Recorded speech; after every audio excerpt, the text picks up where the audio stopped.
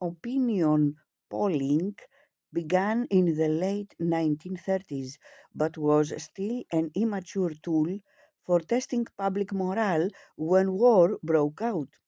Roosevelt had his own system at the White House for monitoring opinion, based on careful analysis of the thousands of letters that arrived every day and a daily scrutiny by his staff of more than 400 American newspapers.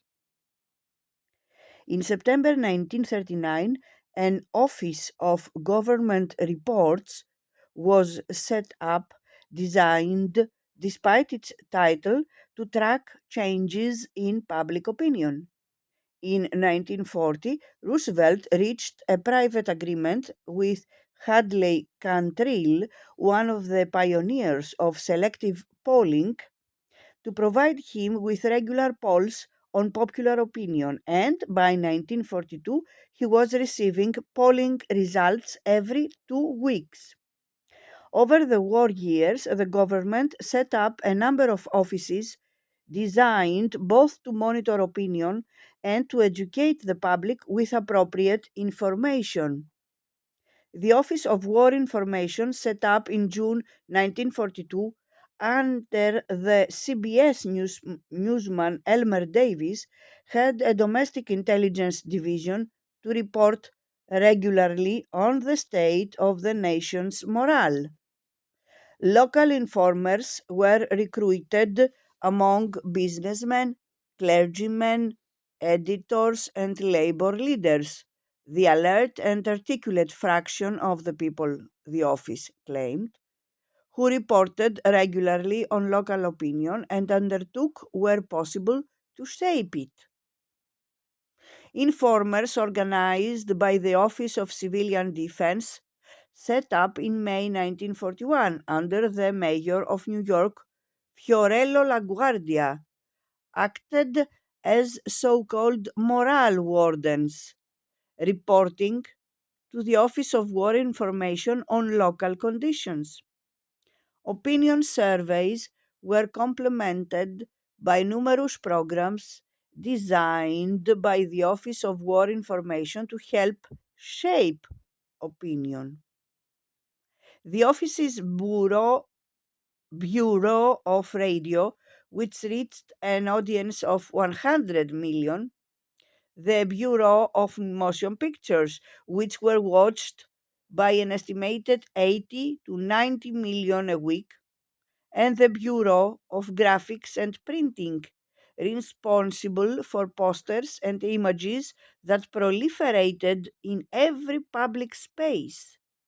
Rather than resorting to crude propaganda, the American Morale Program focused on providing clear information that would help to educate opinion rather than lecture to it, and on encouraging the private commercial sector to reinforce the moralizing message through advertising.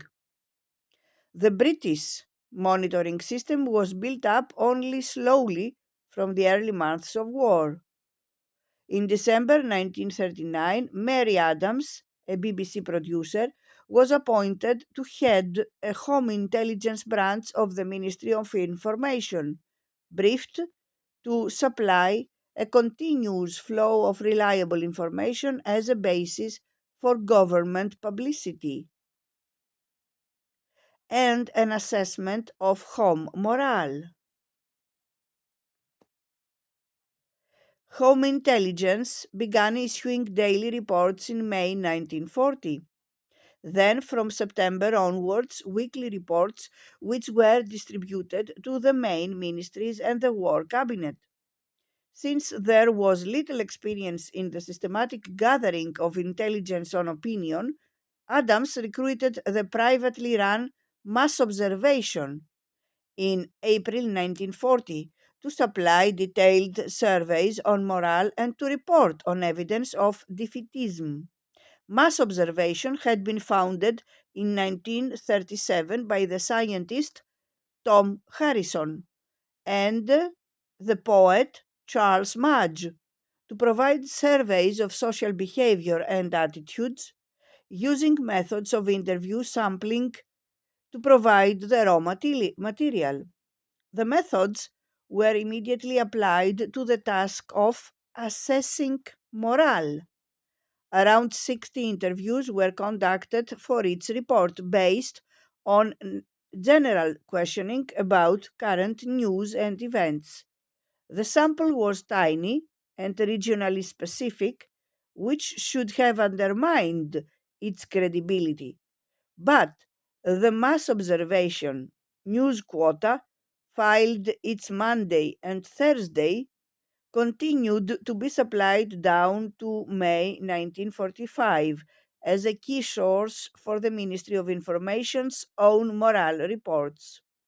These reports were supplemented by the ministry's own informers, recruited once again from among doctors, lawyers, civil servants, clergymen, shopkeepers, and publicans, and by the work of the Wartime Social Survey established in June 1940 by academics at the London School of Economics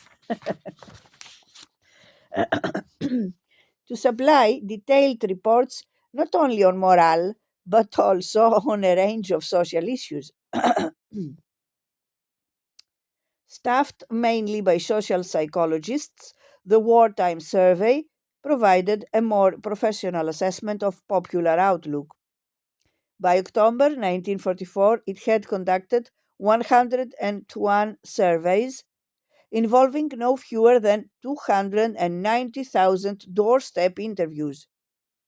By this time, regular morale reports to cabinet had been suspended in view of the fact that from late 1942 onwards, most of the war news was positive. The Ministry of Information, controlled from July 1941 by Churchill's close confidant Brendan Bracken, learned from the intelligence on opinion to adapt wartime publicity, as in the United States, from exhortatory calls to participate to straightforward explanatory and educational material. In Britain, as in all the major states, the issues raised by monitoring morale operated at a level below the master narrative of a morale community committed to seeing the war through to the end. Popular criticism and concern were more often than not directed at making the war effort more effective or its social effects more equitable, rather than undermining the broader moral framework of collective effort. The close surveillance of popular attitudes to war raises the question of just how effective states were in embedding the grand narrative justifying war among the wider population. If there was, in most cases, general endorsement of the idea of a wartime community prosecuting a just war, comprehension of the more specific moral purposes of the war, regularly articulated in wartime rhetoric, appears more problematic.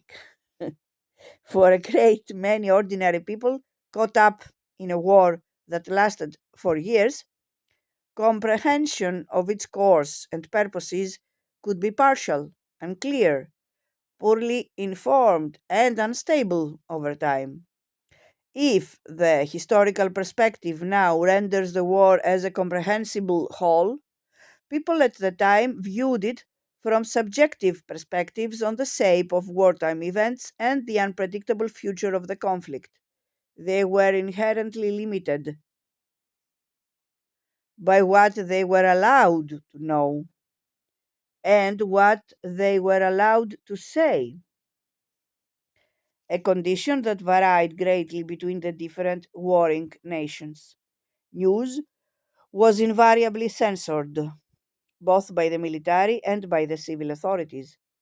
In the dictatorships, the news was managed by central agencies responsible for dictating what the public could read. In the democracies, The press and media were not centrally controlled, but they could not publish or broadcast entirely as they liked.